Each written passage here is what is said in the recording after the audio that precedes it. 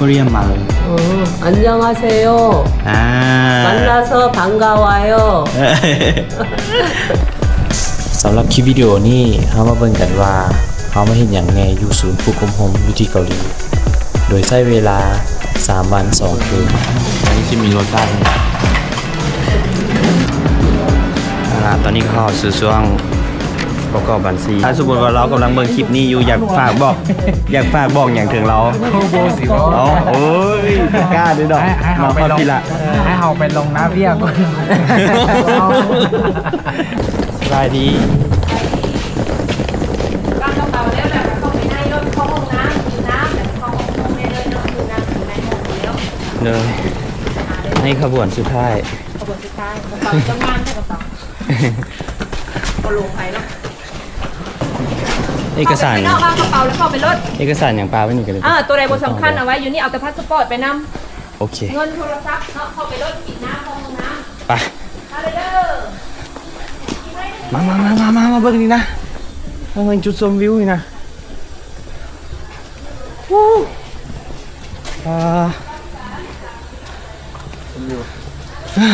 กินหอมบ้านเลยฮอนเนาะอยู่นี่เนาะฮอนเลยไป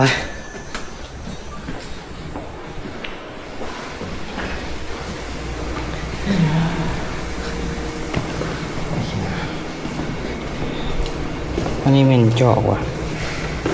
จบโอ้ย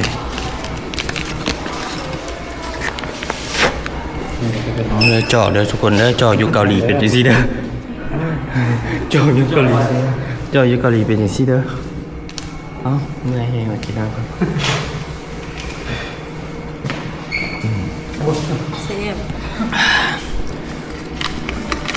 กินน้ำพร้อมบ่จอกนี่บ่หามน้ำร้อนเอ้าเฮีย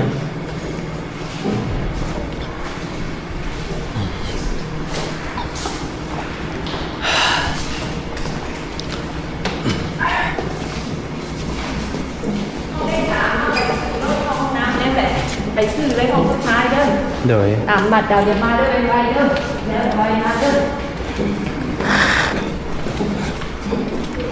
อจอกเกาหลีจอกหักที่สุดนั่นสินี่เป็นการนะลดภาวะโลกร้อนบ่ให้เป็นพลาสติกปี83แม่นบ่บ่มาคนอื่นเขา83เนาะที่หน้าเต็มข้างหน้านี่เกือบลื่นเนาะข้างหน้าตรงนี้โตนำข้างหน้าให้เต็มก่อนเนาะอาจารย์เต็มจำนวนตัวใดว่างนั่งก่อนเลยตัวใดว่างนั่งก่อนเลยสาวนั่งรถผมจะเซ็กกันเองให้แม่บอกอ๋อเดี๋ยวเราวะเต็มแล้วเป็น83แล้วแม่มีขนมอีกแล้วเข้ามาในพี่อาจารย์แม่นั่งให้กินได้ป่ะล่ะเต็มแล้ว8แถวขอบใจครับ1 2 3 4 5 6 7 8ไหนล่ะ8แถวเต็มเนาะเป็น83เนาะต้อง83มันจะครบบอกตอนนี้กำลังสิพากันไปเบิ่ง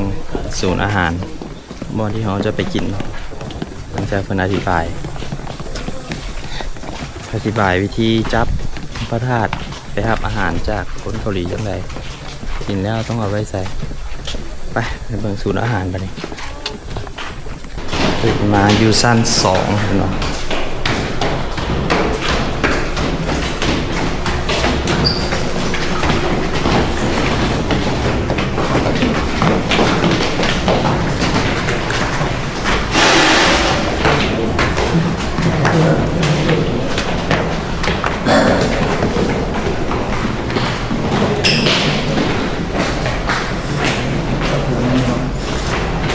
อันนี้น้องเขากินเนี่ยแหละ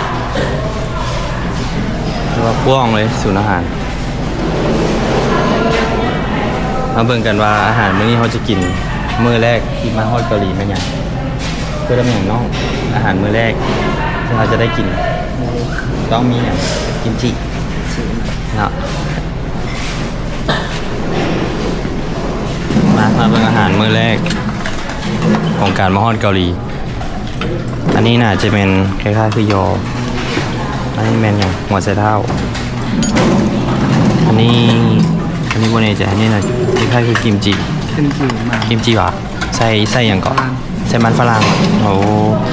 อันนี้ดิ กินแล้วได้ อันนี้คือเส้นร้อนเหรอบุ้มถั่วงอกเนาะ เดินเสื้อเนี่ย อันนี้แกงน้ำใสอันนี้จะมีรสชาติยังไง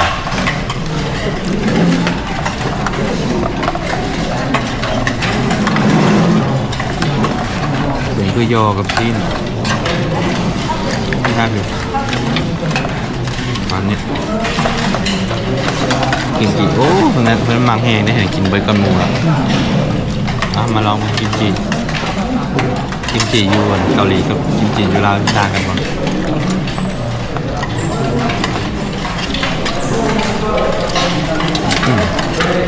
ครับเผ็ดๆส้มๆหลังจากกินแล้วก็มาต่อแถวเอาน้ำเป็นอะไรสัมผัสอาหารอยู่เกาหลีครั้งแรก ก็แซ่บไร แซ่บแล้วบ่เหลืออย่างที่ บริเวณยังเลย อ๋อเกลี้ยงเลยเนาะจ่ายกระจุกบ่ได้ล่างบอกมากินน้ำประเด็นนะ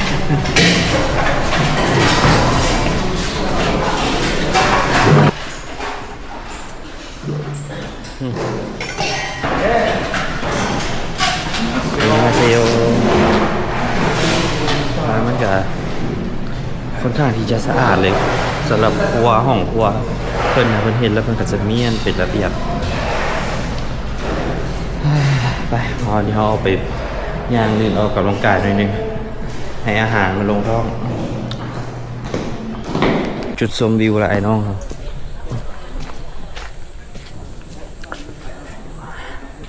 น่าจะเป็นบอลขั้นใดตัวนี้ที่ว่าเขาเห็นหลายๆคนมาถ่ายรูปรวมอยู่บนจุดนี้จุดเจอมีคันใดพากันถ่ายรูปโอ้อากาศค่อนข้างดีเลยฝนจะตกแน่มึงโอ้ฝนมาละเข้าเลยผมลอยน้ำดิ่นเลยเนาะบอลสระลอยน้ำเมื่อกี้ไปที่ขับ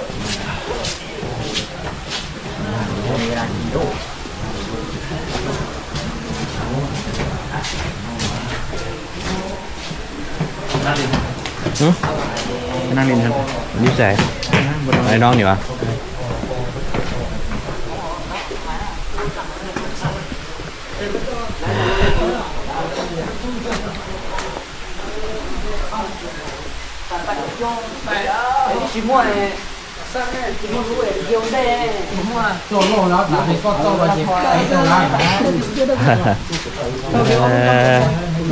กินแล้วเราก็นอนนี่เดี๋ยวน้องเขานะของเธอมีคำเส้นใหญ่ใส่แท้มันมานี่เฉยมาเอาอีเส้นตีอยู่นี่มาหาอีเส้นตีมาหาอยู่พี่นะเป็น3เส้นเนาะมาหาเพิ่ม3-4เส้นมาหาตื้มอีกตัวนี้น่ะตัวนี้แม่นตัวนั้นพาเรามาหาอีกแล้วเขาบ่มีแล้วเขาทุกคนเลยจังน้อยก็ได้หมดน่ะเกิน2 เดือน 3 เดือนได้หมด ชื่อคำอยู่เกาหลีหรือเปล่า อันนี้ คำอยู่เกาหลีกับคำอยู่ลาวอ่ะ9.9คือกันปะ อันนี้ป่ะเราทำเกาหลีบ่ฮอดประมาณทำก็เก่า7ก็ของเกาหลีเนี่ยมันไม่ค่อยดีเขาบอกคำแท้ๆแล้วลองคน แม่นแหละเขาโบใส่ตรงนั้น ลองเท่เขาไปที่ประเทศเราเนี่ยคำเก่าเขาทำ9.9อีกเด้บรรยากาศนี่สบายกดเอาเลยมือยัดใส่แล้วกันเลือกเอา นี่เห็นบ่อยน้องลงมากดเลยนี่ของละ1,000 วอนนี่นี่บางอย่างนี่1,000 วอนเนาะยัดใส่นี่ฮึดเอาใส่10 วอนไว้จะสอนเอาใช่ไหมเซนิติ บอนั่นแหละนั่นแหละมันไม่อยากได้เงินเจ้าตี จะพักผ่อนตามอัธยาศัย อันนี้เป็นน้ำอย่างโพโรลาเซ้งเลือกได้เหรอ ก็เลือกได้เลยเนาะ กดเลยครับ ปอนเงินเข้าไปแล้วก็บีบมันมีปุ่มบีบไหนแซ่บอยู่บ่ อ้าวใครอยากลองบ่ป่องละ19,000 ว่าเงินเราเขานี่มี บ่มีบ่โอ้บ่ได้แลกเงินไว้บ่ เล็ก อย่าได้เงินน้อย บาท10 อืม นอนไปซะคุณนายเป็นคนนั่ง ฮะเข้าไปก่อนวะ เป็นนั่งยันบ่ ไอ้น้องเข้าไปแล้ววะ น้ำเลย นี่คือขั้นตอนกำลังไปกวดสุขภาพในด้านลุมเงินวอนเงินหลายแท้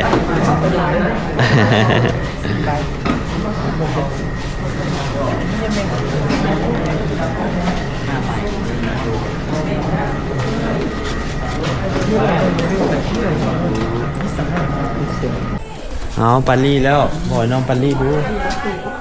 ยังวันได้เห็นอย่างจำปัลลี่แล้ววันนี้นะไปอย่าลืมเครื่องลืมของเด้อขึ้นมาหลายเทื่อ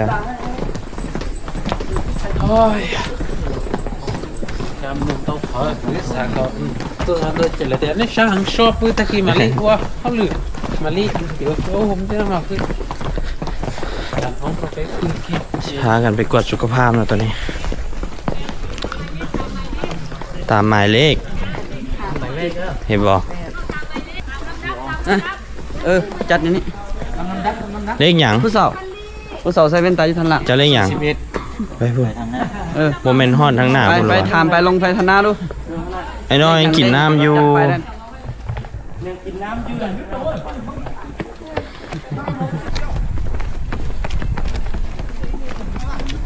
อันนี้สายล่าเลยสายล่าเลย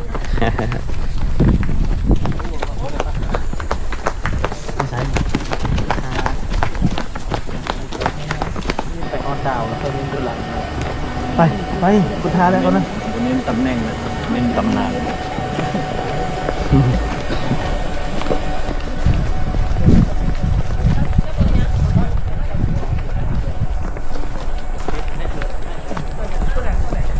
เบิ่งทางไหนบ่อนี้บนกวดสุขภาพ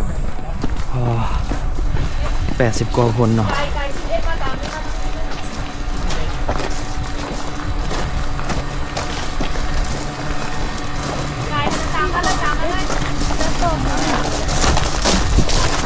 จะแบ่งเข้า2จุด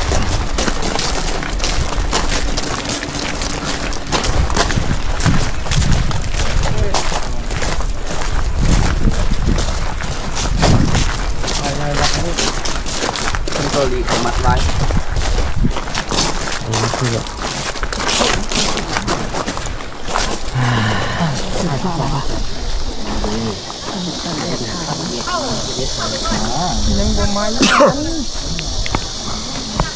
บ่อยน้องไว้นิดนึง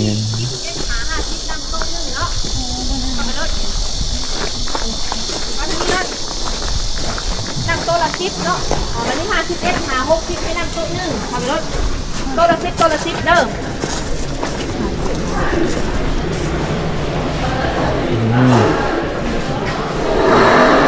มาก็จะจื้อตามหมายเลขเนาะคือของเขาหมายเลข56เขาต้องเบิ่งตามหมายเลขเขา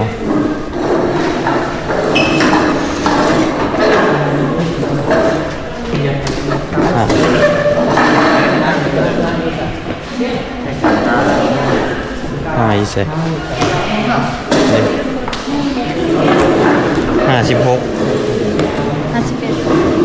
เบิ่งนี่หว่า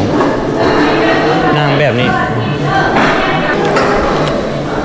เครื่องจักรพากันนั่งเป็นระเบียบเจ้าไม่หยัง 50 60อยู่พี่เด้อ เจ้าไม่หยัง50นี่นี่พี่นามาพี่แม่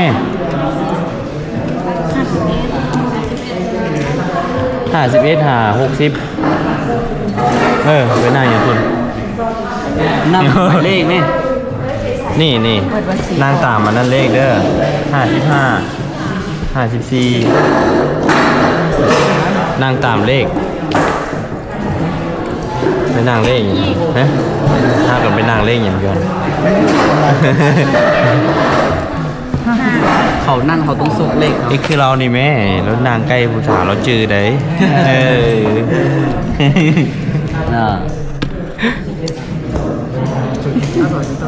เกาหลีพูดว่าเขาบ่มีบิ๊กนะเกาหลีแจมบิ๊ก มีแล้วว่าคือเราบ่โลกโคตร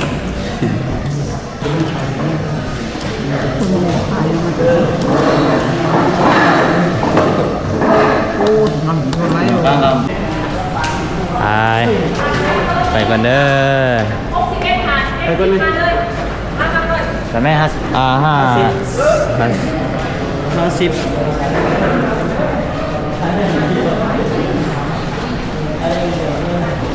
ขั้นตอนการกวดสุขภาพ อันนี้ก็ฮอดขั้นตอนของการกวดสุขภาพเนาะ อันแรกๆเลยมันเพิ่นจะให้เฮาไปเหยี่ยวกันเนาะ กวดเหยี่ยวก็คือเฮาไปเหยี่ยวอยู่ห้องน้ำเพิ่นจะได้ทำอาจจะเหยี่ยวแล้วก็จะมากวดเบิ่งหูของเฮาว่าเฮาได้ยินดีบ่ทั้งสองเบื้อง กวดแล้วก็วัดความดันแล้วก็ต่อด้วยวัดแทกสายตา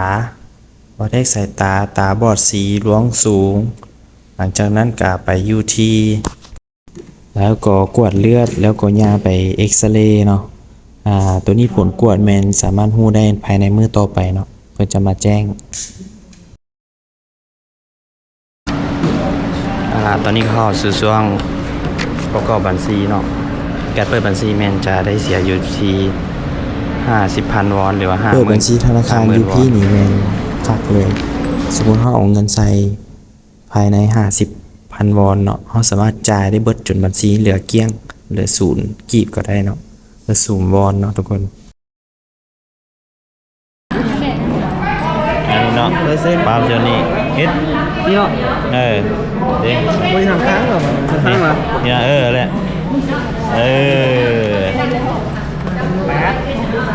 ปาล์มจะหันวันนี้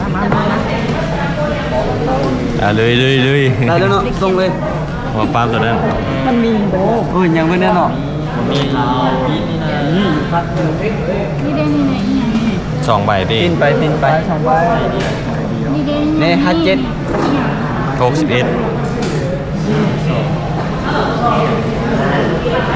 แม่ มาไหม ปาล์มถึงอยู่ดี เขา ละ มีนะเอามาไหม ของข่อยมี ของมึงเจ้าบูมี หัวส้ม นู้นข้างหลัง มันเดือดเดือดอยู่มันจะเป็นคนละอย่าง เป็นยังมีคนเสียวมาให้ นั่นแหละโอเค เด้อเป็นพิธีเซ็นสัญญาณคู่หมั่นบ่าวสาวตัวนี้ คุณมันบ่สัก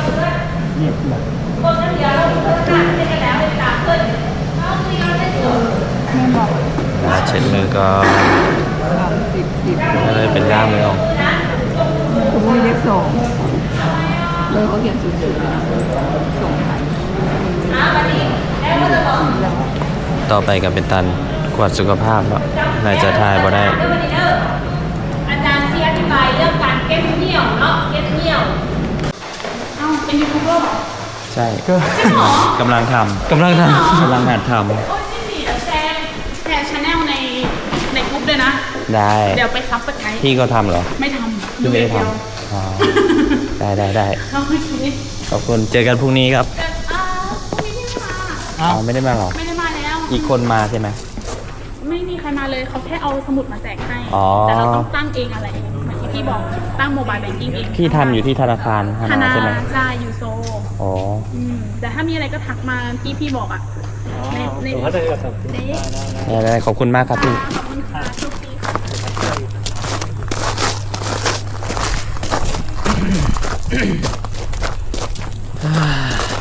นี่ก็เส้นซิดของการ ของการยังวะลงทะเบียนสมัครประกอบข้อมูลบัญชีมืออื่นได้ แต่ว่าคือจริงยังมุ้ยเหยโอนมาเถอะเพราะยังไม่ได้เฮ็ดเวียกแค่เนาะ เงินใส่เงินตัวเอง 50,000เลย ค่าสมาร์ทกาเท่าไหร่ 50,000 50,000 วอนกาถึกอยู่ล้านหนึ่ง เกือบล้านหนึ่งเนาะ900,000 ปลาย นั่นคร่าวๆนั้นแต่ไปพักผ่อนก่อนมื้อนี้เขาเฮ็ดหยังวะ ไปชอบขึ้นบนนอนเขากันแล้วเอาเครื่องกระเป๋าขึ้นไป บ่ ไว้ เราว่าสิตั้งแล้วก็ใส่ซิมตัวบ่แม่นวะ ซิม บ่แน่ใจเพราะว่าปกติก็จะว่าซิมฟรี นั่นแหละ แต่เรา ซิม เพื่อ ฟรี ให้ 3เดือน ให้ไปห้านสะดวกซื้อกับสิบ่ได้ซื้อบุษละ บ่นะเขาจะให้ก่อนให้ฟรีก่อนหลังจากนั้นน่ะจึงซื้อตัวเขาก็ใส่ตัวฟรีให้มันเบิดก่อนแล้วจึงซื้อส่งบ่ได้เงิน มันนั่งอุ่นออกแบบสมมติบางคนบางอาจจะอุ่นนะอาบเนาะแต่ขั้นบ่ได้ตัวที่มันแจ้งก้อนนะมันบ่ได้จะนั่นก็ได้เลยแหละ เอาละตัวนี้ก็พากันมาพักผ่อนอาบน้ำแล้วก็สิพากันไปกินข้าวเดี๋ยวสิพามาเบิ่งกันห้องนอนของแต่ละคนเนาะนี่มันจะเป็นเตียง2 สั้นที่ใช้เสื้อตัวนั้นบ่ที่ใช้เสื้อนั้นบ่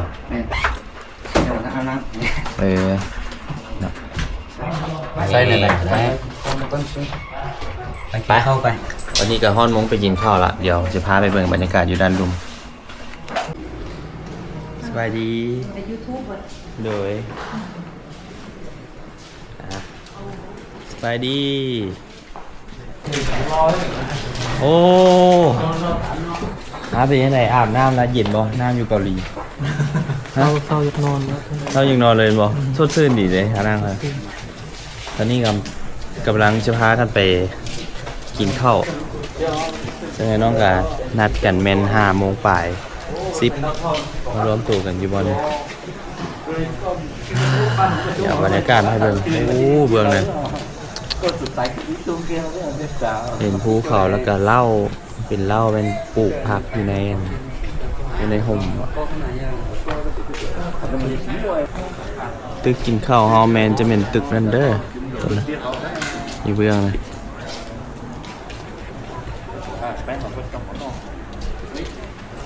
ตึกนี้น่าจะเป็นตึกเซอร์วิสตึกบริการ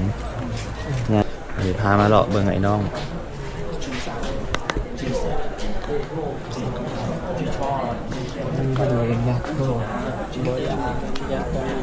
สองเซี่ยวนี่กำลังล้มอย่างกันแล้วคนกันเนี่ยสาวโอ้ผู้สาวมานี่ถามหาผู้สาวละมุกเคยเถิงลูกอยู่เฮือนเนี่ยบ่ ทันมีลูกที่มีลูกวิสัย ไปได้กินข้าวคาบสวยนี่แม่โอเคอยู่บ่ ครับสวยป่ะกะคันเต็ม100นี่ให้50คะแนน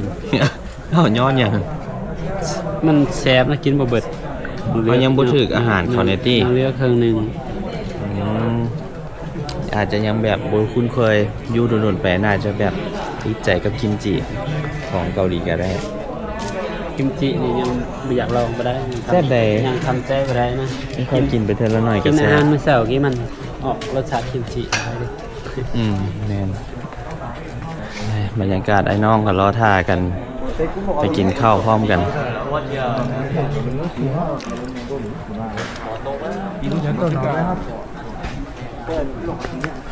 เดี๋ยวมาเบิ่งอยู่ทางด้านใน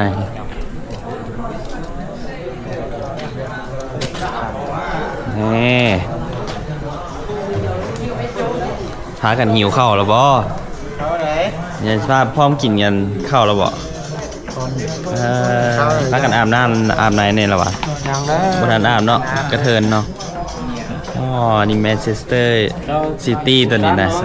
มปีนี้แซมแน่นอน ต้องไปช่วยจีเต้ โอ้คนดังนี่เฮดรอแท้มื้อนี้เล่นติดใจสาวเกาหลีบ่อยู่โรงอาหารบ่ ก่อนจะเมาห้อนนี้เลย ตื้ออยู่จังน้อยกว่าจะ ตาเขานี่มันสีอันพอกแล้วเนาะ มันตาเป็นสีชมพูเลยบ่ สีชมพูแล้ว เห็นผู้ใดก็งามๆเนาะ มานี่งาม บ่ค่อยมีคนขี้ร้ายเลย แล้วมาห้อนนี้แล้วหน้ามัน แห้งมัน แห้ง รอขึ้นเนาะ แห้งอีก แต่ว่ายังบ่มีเมียเธอ เมื่อ ตี กี้ฝนตกฮะคิดว่าสโนตก เลือดสนุก รุ่นไหมอยากเงียนยังเห็นอยู่ เป็นเนาะ แต่มันยังบ่มีเมียติ ยัง บ่มีเมียถึกแล้วคันมีเมียนี่เว้าบ่ได้ได้แบบนี้ ตอนอยู่บ้านนี่บ่ล่อเนาะตอนนี้ล่อแล้วเนาะ เล่นต่อไปนี้จ้า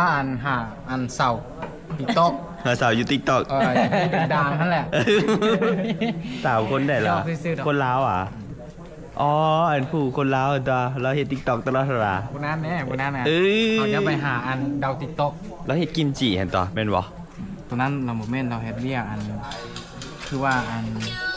ฝากคือฝากแบบซี่ใช่ไหม จนเผาน้ำกันว่ะ เป็นสุนทร อ๋อสำหรับสาวที่ว่าถ้าสมมุติว่าเรากำลังเบิ่งคลิปนี้อยู่อยากฝากบอกอย่างถึงเรา โคโบสิวะ อ๋อโอ้ยกล้าด้วยดอก ให้เขาไป มา ลง พี่ละ ให้เขาไปลงน้าเบี้ยก่อน เงินน้อยก็บ่กล้ามาเลยเนาะสำคัญนี้เขานี่ผู้ใดก็อยากให้อันได้มีออทีหลังเนาะเขาจึงได้เงินแน่ เออคันเวียงนางแล้วมีโอทีเดี๋ยวโอเคบ่ โอ้โห โอ้โหที บ่มีออทีนี่บ่รอด เนาะผู้ใดก็มานี่ก็บังเพิ่งโอที เอาแต่ว่าอยู่โรงงานใดคือว่ามีโอทีบ่ล่ะโรงงานเจ้า งานบริษัทใกล้ ไกล ค้าใกล้ โอ้แย่งชิ้นส่วนนั้นแมันบ่รวมอยู่ในหั่นเลย ป บ่ ระมาณนั้นแหละแต่ว่าเขาบ่ฮู้เลย แล้วโคใส่ไก่เลย เอาไก่มาแบ่งกินนี่เด้อมาแบ่งเชี่ยวกิน บ นี่ ริ เด้อ ษัทงานใกล้กับหมูงัวนี่บ่คาดเลยบ่คาดกินเลยเขาให้นะ อ๋อ เขาให้กินนะ เท่าแก่เอาให้กินแม่นบ่ เราค้าหมูนะเนาะ อืม เราว่ายังกินตัวนี้บ่แล้วหัวหน้าก็ตัดอันส่วนหนึ่งมาให้ด้วยเลย เออ เขาเขียนไปถามเราว่าเห็นได้จากเดือนเราหาก็เกื้อสิห่อเดือนซื่อ อืม ๆมาว่าของกินนี้เต็มเลย เออ กินนี้ ซ้ำสิกินเลี้ยงดี แม่นแหละ เฮาอยู่น้ำมันไหนเฮาก็ได้กินน้ำมันนั้น แล้วเขาก็ได้กินไก่ตุ้ม โอ้จะมากินส่วนไหน ซื่อ จะมากินส่วนไหนของไก่เอาที่สุดแซ่บที่สุด ลุ้นซื่อนะ ก้นหวา ก้นลุ้นซื่อ ก้น ของมันนะ โอ้ ก้นไก่ โอ้มาก้นแล้วผู้สาวเด้มากวันไหนของผู้สาว มากุ้น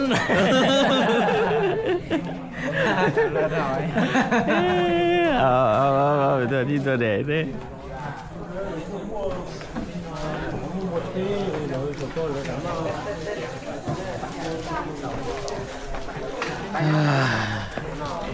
ไปใส่ลงไปลุมละเพิ่นห้องละลงไปถ่ายลุมที่นะกำลังชื่อฮากันไปกินข้าวเพิ่นว่าคันกินบ่อิ่มบ่ถึกบ่อิ่มคักเพิ่นสิมาต้มมีกินอยู่ห้อง อาหารเกาหลีเนี่ย ต้องอยู่กับมันให้ได้เด้เข้ามาประเทศเขา เขานี่แซ่บอยู่แล้วเขาธรรมดาร สชาติเดียวกัน เดี๋ยว เจ้า เดี๋ยวผักนี้บันย่าง พวกเครื่องเคียงพวกพักอย่างนี้วะ ยืดคน อืม ลืมเอาไปนัวกับเกลือมา เที่ยวเขาไปดูกับเกลือมาเขาได้กินเองก็โอเคเวลาเขากินไม่ได้เนาะไปซื้ออยู่ตลาดนี้เป็นได้เต็งเอากินเอง แม่ไปเดี๋ยวเรามาร่วมกันว่าหน้าตาของอาหารในรอบที่สองเนาะตอนแรงของมื้อนี้นะมื้อเดือนอื่นเนาะจะเป็นอะไร โอเค คาดหวังว่าจะให้เป็นอย่างขาไก่ตุ๋นบอกเป็นไก่ก็โอเคเนาะทอดขาไก่เนาะเป็นพิซซ่าเหรอ เป็นพิซซ่านี่ บ่มากกินบ่ พิซซ่านี่กินลิ้นนี่กินอยู่แต่เรากินแค่อิ่มนี่บ่ เลยโอ้แล้วคนก็มากันหลายละเดี๋ยวพามาเบิ่งข้างในทุกคน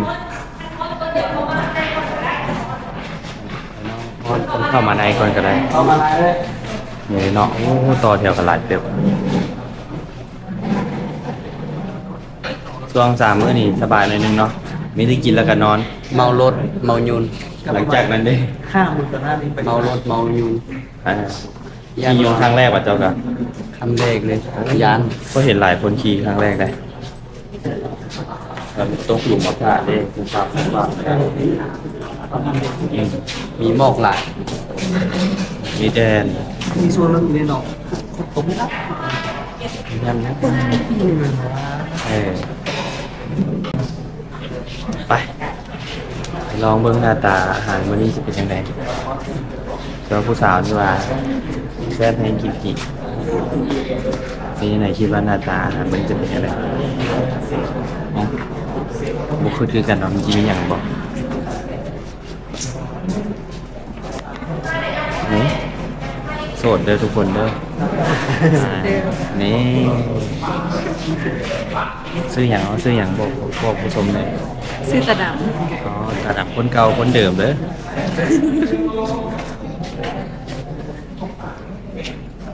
ไปเดี๋ยวไปเรียนคิวเดี๋ยวจะเอาเมนูอาหารให้เบิ่งว่าเขาได้อาหารเป็นประเภทใดมาแล้วอาหารมื้อแรงของมื้อทำอิฐทีมมาฮอดเกาหลีเนาะมาเบิ่งอาหารแต่ละชิ้นว่ามีอย่างแน่สิ่งที่ขาดบ่ได้ซิกเนเจอร์อยู่นี่ก็คือกิมจิตอนนี้เนาะอันนี้โมเนจะเป็นมันบอกไก่เกาหลีบอกนี่จะเป็นขวาซีนอันนี้จะมีแกงเพิ่นก็ใส่แฮมแล้วก็เต้าหู้แล้วก็ใส่กรอกแล้วผักกาดเป็นยังไงไอ้แซ่บอยู่บ่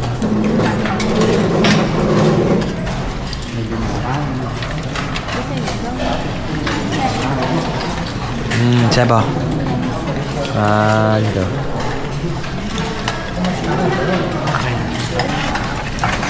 มากินให้เบิ่งเด้อพวกเจ้าเอ้ยเขาเกาหลีเป็นแบบเดิม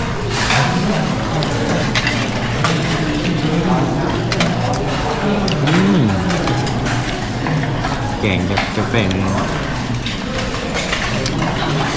เดี๋ยวนี้คุณจะไม่ค่อยใส่แป้งนัวหลายเด้อใช่ลวกผักแล้วก็ใส่เกลือ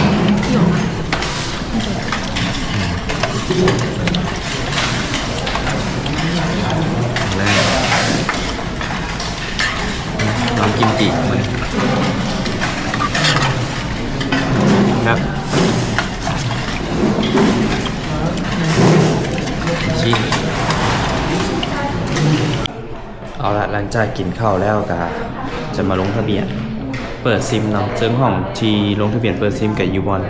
สั้นลุมนะเพราะเขากินข้าวเมื่อกี้มันอยู่สั้นสองพอลงมาที่สั้นลุมเดี๋ยวเขาพามาเบิ่งบรรยากาศว่าจะมีอย่างแน่เนาะเอกสารในการประกอบมันก็จะมีพาสปอร์ตเนาะเอาแต่พาสปอร์ตมาเด้อ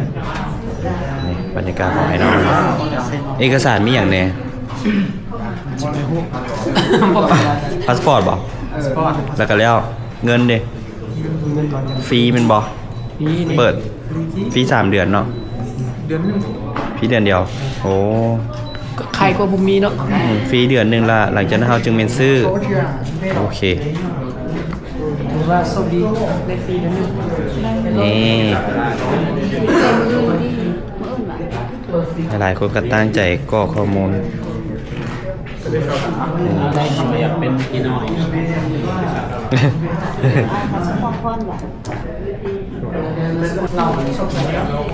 นี่ยันนี่มันจะมี1 2 3 4 5 ภาษาเนาะอันนี้บ่แน่ใจว่าเป็นภาษาอย่างแล้วก็นี่กับผมนี่อันนี้ภาษาลาวซิมฟรีอินเทอร์เน็ตซิมมันเปิดฟรีอินเทอร์เน็ตบ่จำกัดตัวนี้โอ้แล้วก็เป็นภาษาไทยเนาะเพราะเป็นศูนย์อบรมแมนจะมีหลายประเทศที่เข้ามา 4-5 ประเทศ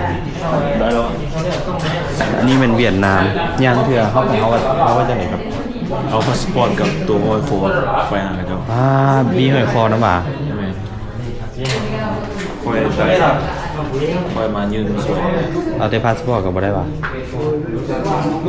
ตัวนั้นเราจะหัวเอ็มเลย เอาละได้ข้อมูลมาละก็มากรอกข้อมูลเพื่อที่จะเปิดการใช้ซิม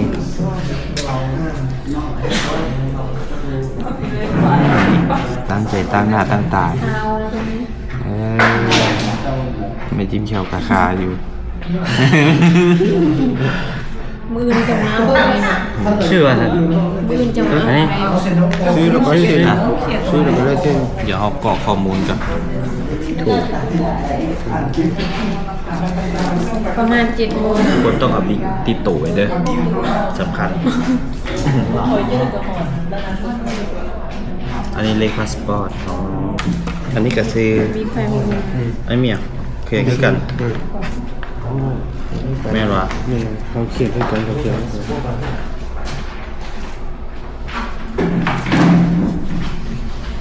กระดาษเซ็นอันนี้เด้เราลองเอาไปยืมก่อนได้ละ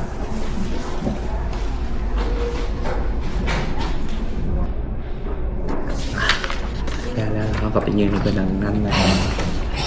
ไปนี่กัน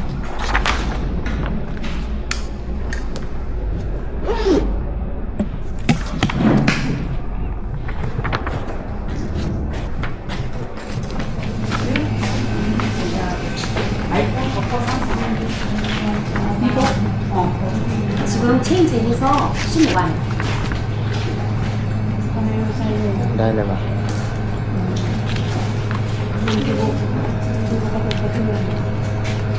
오케이 프롬리 10만 프롬리 해주는데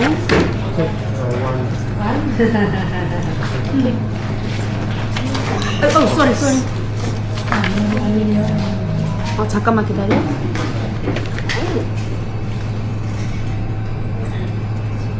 오케이 프롬리 10만 นี่กับสมิดาเนี่ยอ๋อได้คิดว่าเห็นยังได้เขียนอยู่หันก็ได้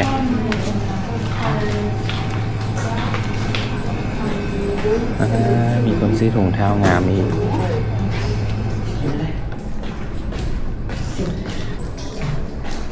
เห็นแล้วแล้วอะไรยืนเมื่อกี้นี่เด้เห็นแล้วเขียนซื้อใช่เลขพาสปอร์ต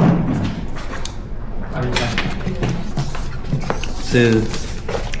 อันนี้ดูชาวแบบน้องเลขพาสปอร์ตอยู่ไหนเลขพาสปอร์ตอยู่ถึงวะอยู่ไหนซื้อกันบ่พอซื้ออยู่ถึงวะอันนี้เลขพาสปอร์ตพี่แล้วเราเนาะลงทะเบียนแล้วก็สิมาพักผ่อน เมื่อ คันสิอยู่ลงยามไปลิ้นลุมก็สิบ่ไหวเพราะนั่งรถมาเบิดมื้อเมื่อยแล้วมื้อนี้ไปเซ่ไปเอาเบิร์นนี่เอาลงทะเบียนซิมดิว้าชุรอนกวนชูเรียมมันติดผูเว้ยคือบ้านหอขนาด คือภูอยู่บ้านเฮาเลยบ่ ซับซ้อน หมดเลย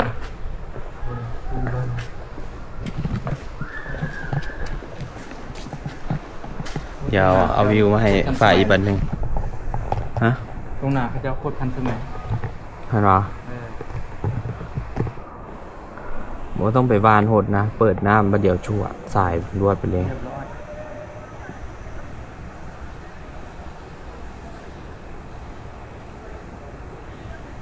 นี่อินชอนมันนครหลวงว่ะนี่มันศูนย์เด็กเกาะอินช ส่ อ วน นสุอย่างบุแหละ ผมไม่อินชอน ลืม อีก ละ วะลืมแล้วเว้ย สุอย่างบุแหละ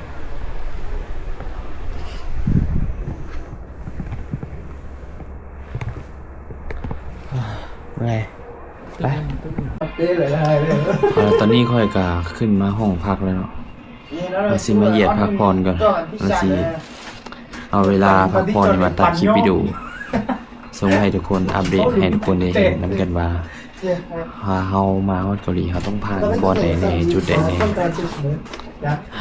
อย่าอัดคลิปให้ลงไวๆเด้อทุกคนเด้อบ๊ายบาย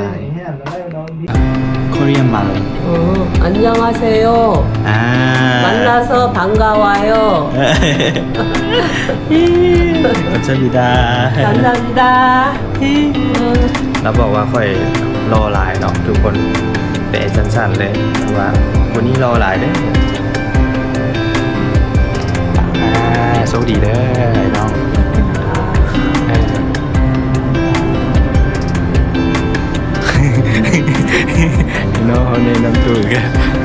ขินได้ใหญ่